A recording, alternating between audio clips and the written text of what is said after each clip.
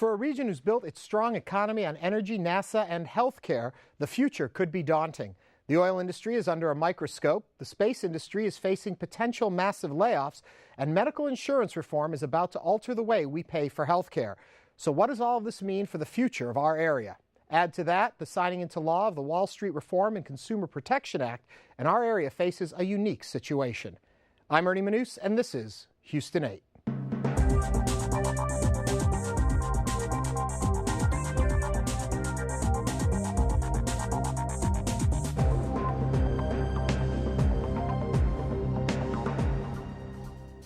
As with healthcare, the Obama administration has set its sights on overhauling the U.S. financial system.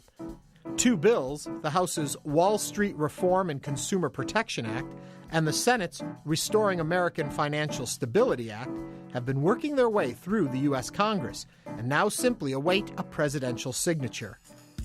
Combined, the White House says these bills, as law, will offer better consumer protection, strict Wall Street reforms, and a plan to restore our nation's financial stability. But critics on both sides fear that these bills do not do enough to create jobs. While many conservatives additionally fear that the government is stepping too far into our capitalistic economic system.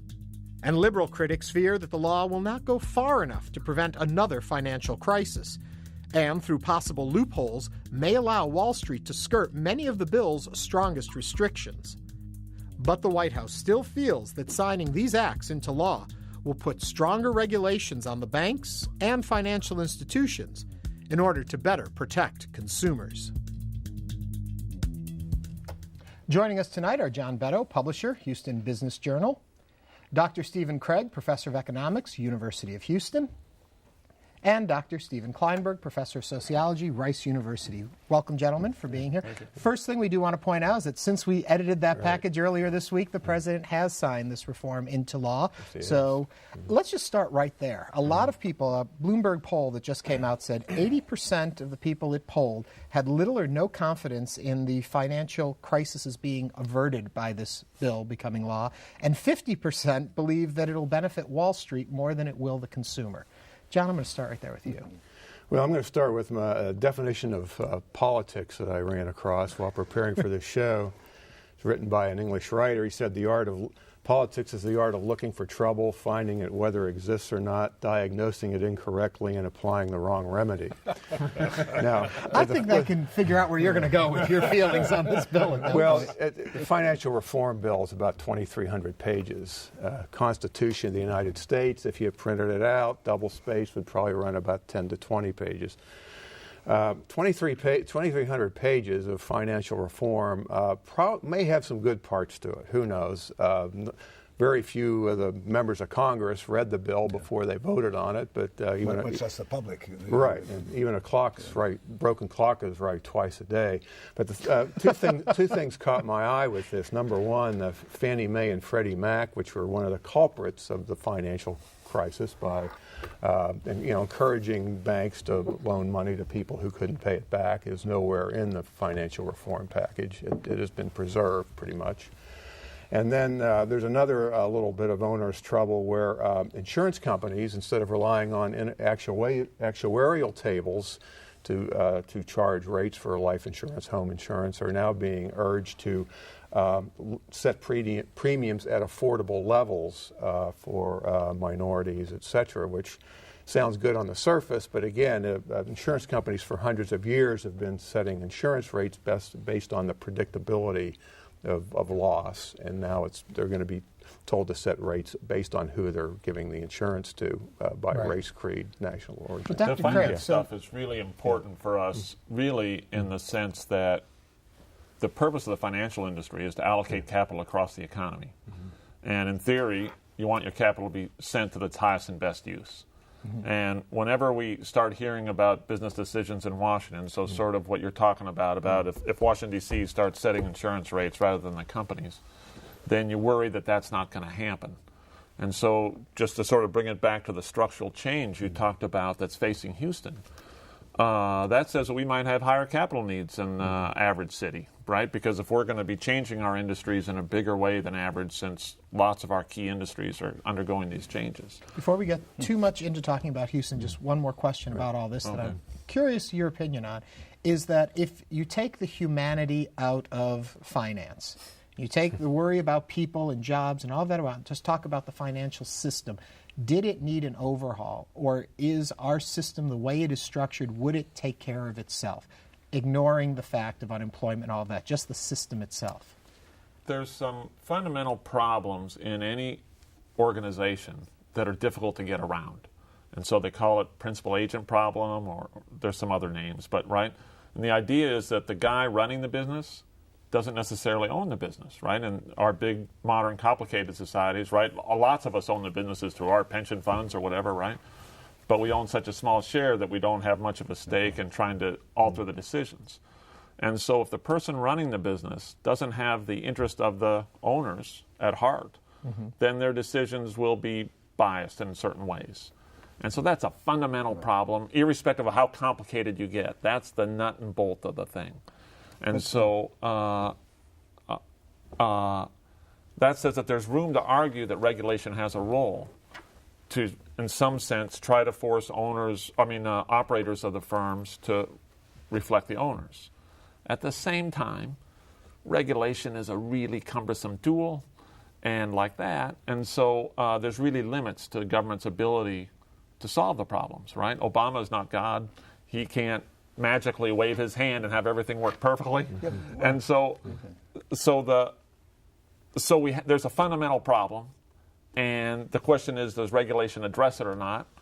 And it's easy to write terrible regulation as well as useful regulation. Before I get to Dr. Klineberg, I just want to ask you real quick the same question. Right. Left alone, would the economic system we have in place, I would say currently, would it right itself left alone? Well, no matter what system you're operating under, there's going to be problems. Okay, I would say the problems of the free market aren't as onerous. Now, and keep in mind, you can't have free market capitalism without the rule of law. So you need some regulatory oversight over just about everything we do.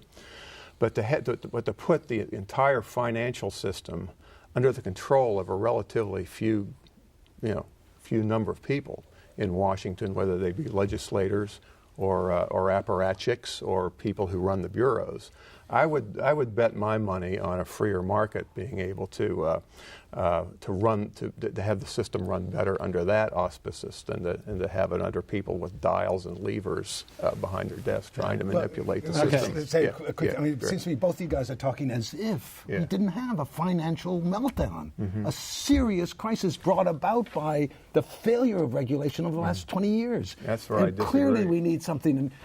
You cannot tell me that the financial system can cure itself and doesn't need any kind of intervention. Is that not ebb and flow? Is that not just the cycle of things that will happen? This was a devastating crisis brought about by... I agree with you there, But it was not because there was too much regulation, for God's sake. Yeah, right. The problem with the crisis was not because government was intervening too much in the free enterprise. Well, how do you think what do you call the Community Reinvestment Act and how that morphed into granting loans to people regardless of their ability to pay back, which is brought on by pressure by Freddie Mae and Freddie Mac, government-sponsored enterprises who took those mortgages, packaged them and sold them to Wall Hold on, Street. gentlemen. There are some stupidities on the part of the government. That's but okay. there are more stupidities on the part of the... John, but does this new law correct that, what you just said? I guess what I'm getting at is, did they really address what the problems are, or did they just address a lot of things? Look, no bill that's ever been passed in Congress is all, well, maybe a few exceptions, are all good or all bad. There's usually somewhere in between. I would say most of what, 2,300 pages of anything can't be good that I can see. It can't be all bad. We're going to bring this home now, and I'm going over to Dr. Klineberg. Okay. What does all of this mean to us here? What's going on, especially, we said at the top of the show, with the medical industry, there's going to be a big overhaul there. With space and NASA and what's going on with layoffs and things like that, and the energy markets, the understanding of how we get it, the regulations now that are coming against it. What is that going to do to our area, which depends on those three industries, or at least we assume we depend on those three industries? Well, so it's strongly? a powerful reminder that we're living at a time of tremendous change. These transformations and new challenges are happening everywhere around the country. Houston is at the forefront of addressing these things. One of the things we tend not to see is the tremendous burden and blow that this has been to the majority of Houstonians. In our surveys, we asked people over 29 years in the Houston area survey, how have you been doing financially over the last couple of years? Better, about the same, or worse? And the percent who said, I've been doing better financially, was just 20% in the survey this year. That's lower than it has ever been. At the depths of the recession in 1986, 87, it never fell below 31%. So there is real anguish out there. 25% of our respondents said they had difficulty buying the groceries to feed their family in the last year. So it's a serious economic downturn. On the other hand, Houston is doing better than most of the rest of the country. Let me ask this. We keep stating, we keep stating medical, NASA, energy. Is that the reality of the situation? Is the majority of our economic livelihood tied into those industries, or is it just an assumption we have that they are? Those are the dominant industries. They definitely are. And all three of them are undergoing tremendous transformation and change, and precipitated in part by these programs. But they are the great challenge for Houston. Will Houston remain the energy capital when it's no longer the oil and gas capital? Will the health industries become major centers for the production of new knowledge and new research and new commercial ventures in biotech and bio-nanotech? The new knowledge and new research is a really important statement, and when you think about Houston in general, you sort of go, what do we need to, if all of our major industries are undergoing tremendous change, what do you need to sort of adapt to whatever the new world is going to be like? And so thinking about the new ideas and change is really important. And so then when you look at our tools to do that, right, you sort of look at our people, and, you know, Houston's very cool in terms of our number of people. I think we look sort of strong. And then you sort of look at our, and sort of relate to that as ideas. And so, you know, it's actually interesting that we have Rice and U of H here, because Rice has been a nationally prominent university for a while, and U of H is sort of made itself much more serious as a research institution. For all of us. And that's really potentially helpful, not because of the professors, but because of the students, right, that come out. And so I think we got good chances with young and energetic and self-motivated people and good ideas. And then institutions really matter. So the institutions are, of course, the big energy companies that are actually, they all have in mind that they've got to change. And they know that they're in a temporary business in some sense. And so they're looking hard for stuff. And government, right?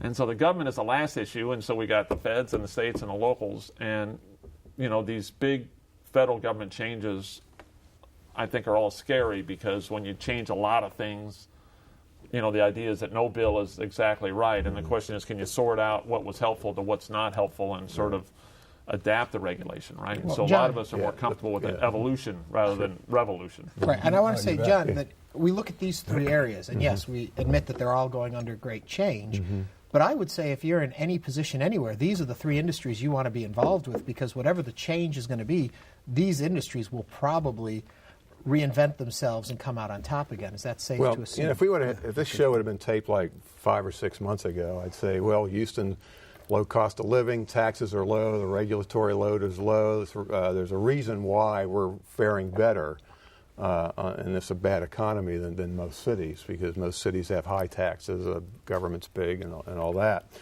But the recent, the offshore oil exploration ban, the moratorium, the reduction of workers in NASA, which some of that has been restored. But NASA really don't have a mission right now. The head of NASA was told part of his mission was to go to the Middle East to make those people feel good that they invented mathematics 1,000 years ago, instead of going to Mars. And, well, you may laugh, but that's what he was told the major news media. And then you got healthcare, which is a big industry here, and all those industries are going through change. And because of that, Houston is going to be put in we're in the same predicament as everybody else, regardless of the low tax rate or anything. It's like you get this big bowl of soup with all these bad things in it, and we hadn't been eating out of it because we've been insulated, but now we're, because of what's going on here, we're going to be getting the same bad food as Actually, our everybody city else. government is really threatening our low tax environment. That's right. Over Yeah. the last 7 years, they ran up a $1.5 billion deficit, and they've been... because of the fall off of revenues coming from No, the recession. before the fall off of revenues. They just undercontributed to the pensions Right. funds by Massive 1.5. This is overpromising before the period. capital, before the stock market collapse, $1.5 billion. So that's $1,000 a piece, right? Well, and that means your family $4,000. An argument we always have in our office is some of us say, you know what, we're in Houston, we're much better than the rest of the country. We watch the news of what's going on in other cities, and you see devastating unemployment and all of that going on, that Houston is faring better, we believe. Others say it's just a matter of time. It's going to hit us. Well, you're right. Let me give you some examples. The budget, current budget, is $3.8 trillion. The federal budget. The federal budget. They're expecting about $2.6 trillion in revenue, which leaves a $1.3 trillion deficit. We're going to be. That's not the combined accumulated debt of the United States. That's a one-year deficit. We're all going to be sharing in that. We're all going to be paying for that over a long period of time. And when you look at that, and with the fact that there's going to be a tax rate tsunami coming up January 1 when the Bush tax cut expires, and all these other things are going to be coming into into the deficit. You want to see some more revenues coming in, and you I know, see but it more on the part of the very rich than on the very poor. Well, it's let me pull you back to the question I asked. Half the taxpayers and half the wage earners in this country pay no income tax at all because they have such low wages, for God's sakes. Well, no, it's because every year they become exempted. Hold on, guys. Let me bring you back to this question. I'm going to get an answer to this question if we have to spend the rest of the show trying to get there. I'm just saying we're all in it together now. But what does the future look like for Houston? Are we expecting, first of all, have we been hit as hard as other cities have been hit, or have we Not right weathered? now. Unemployment rate is 8.5% here. It's 9.7% in the country as a whole. It's 14.6%. So the perception that we're doing better today is right. Right. Yeah. But Is it going to hit us, perception though? that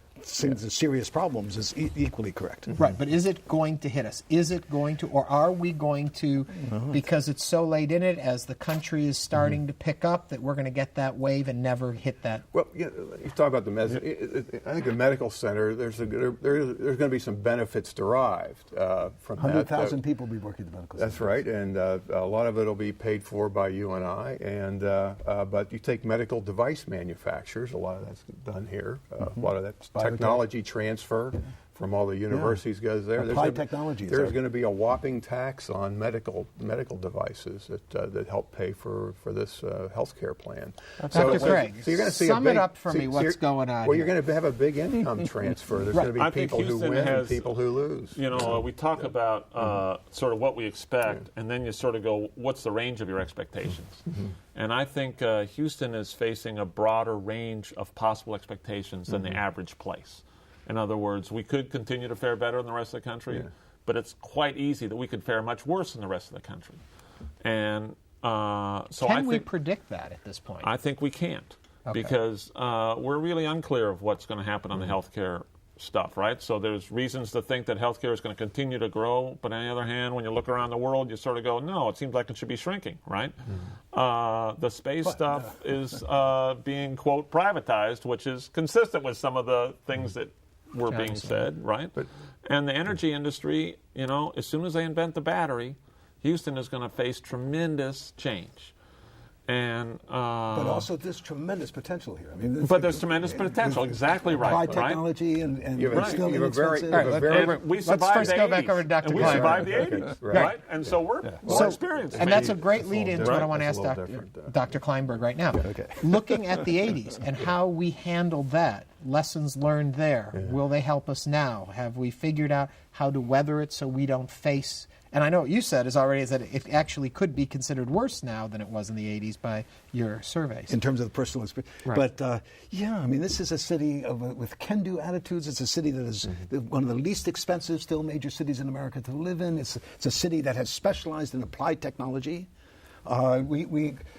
as we shift into new kinds of energy systems, Texas can be the Saudi Arabia of wind energy, and we've got superconductivity opportunities to continue to be the center for energy in the 21st century. And so I think that there's reason to. You also mentioned, before we go over there, you also mentioned right before we started talking about children and insurance. And how do you see that playing out? We are underinsured currently with our children, but with this law coming forward, that's going to change that. What's the perceptions there? Well, I think the critical question for Houston's future is not so much what we've been talking about here as it is with investment in education. The young people in Houston are disproportionately non-Anglo. The gap between the achievement of African-American Latino kids compared to Anglo kids is striking if we don't turn that around, if we don't reduce the dropout rate. Houston and Texas will be in very much more serious straits because the good jobs now require higher levels of education. And you're talking about taxes. Taxes can be a good thing if it's used for investment in the productivity of the future. It can be a bad thing if it reduces that competitiveness and productivity. Certainly setting up these big debts that you got to pay, which means you have taxes and no services, right? Is a really way to. So, I look at the city of Houston as being a big wet blanket over our economy in the sense that you don't want to be like Detroit, right, where you're a donut city, that all the activities in the suburbs and none in downtown. And you want to invest in the University of Houston. You want that university to become a world-class urban institution. But when we talk, and I don't mean disrespect when I call it Obamacare, but so people know what we're talking about, when that kicks in, and the insurance then, what does that do to us? Because, yes, our tax dollars are going to pay for this for the uninsured, but then the industry here being the medical center is going to... Question. We don't know. I agree with you. You do have a lot of people who are uninsured. By the time you boil down some of the people who are uninsured but yet can get insurance, and people who are uninsured who can afford it yet elect not to get it, the number is a little smaller. The problem with that is with the Obamacare is they took a shotgun approach to solving, percentage-wise, a rather small problem we have in this country. Having 20 million people uninsured compared to 300 million people who live here. But regardless of how we got there and what we think of but you don't the plan, change an entire industry to solve. There's a solution.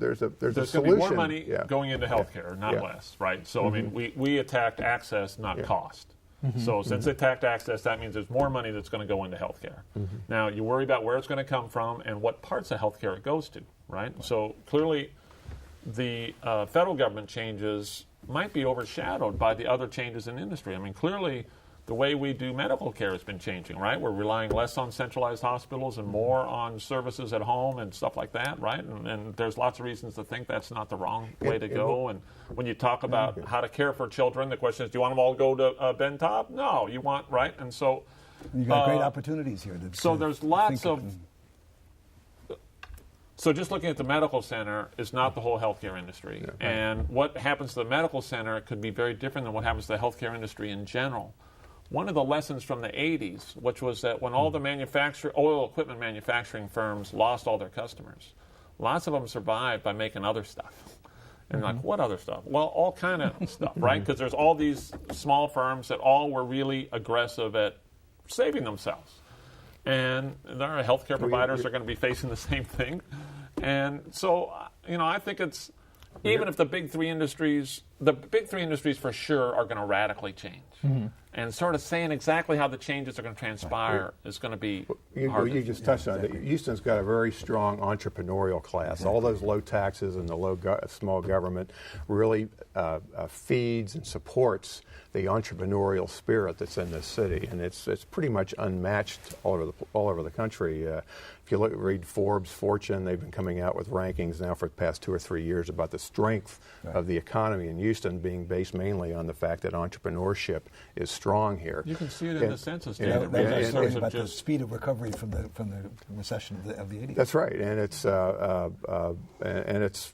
it'll happen here as long as they remove the targets that are on energy with the offshore oil exploration moratorium and what's going on with NASA. You think healthcare, there's going to be some benefits to the med center, probably is, but we're looking at a $1.3 trillion deficit. that mainly held by the Chinese, from what I'm able to read. And but I think it's whether you can predict a recovery anytime soon, I don't think so. I do want to say though, before we go anywhere else in this conversation, so that we don't run out of time before it's said, that we do feel the pain and sympathetic toward anybody who's lost their job during this, and we talk about this very theoretical and forget that there are families that are touched each day by this, and we don't want to ignore those people. And you want to know why companies aren't high? There's companies, it's a combined amount of money being held by corporations across the country is about $2 trillion. They're just sitting on it because they don't know what the rules are going to be. And if you want employment to go up, then let companies know what the costs of their employees are going to be, and they don't know yet. Okay, we've got about 30 seconds left. Dr. Klineberg, take us home. What do you see for the future? Our futurist here. Yeah. I think that we're hitting on the right idea. It's not so much that things are going to go downhill in Houston, it's that there are going to be challenges. We have to think in new ways, to think outside the box. You think about how do we produce more jobs in this country? One answer is an energy revolution where we move rapidly toward retrofitting of houses and energy conservation in various ways and new energy sources. And it's ironic, you look at this terrible, absolutely horrible, devastating environmental catastrophe. Right. And all anyone talks about in Houston is, let's do more drilling. We need to make sure that we can do this in a way and we're going to leave you on more drilling because we have run out of time. Gentlemen, thank you. And whoever said economics was boring, let me tell you. All right, now each week we invite you to visit our home online at HoustonPBS.org. Simply click on the local program bar, pick Houston 8, and you can join our online community. Read about the guests, learn more about the topic, share your thoughts and ideas, and even suggest questions that we might ask during upcoming episodes. Remember, information posted on our website may be used on air, so keep that in mind when submitting. And that does it for us tonight. Until next time, I'm Ernie Manous. Thank you for joining us, and have a great week.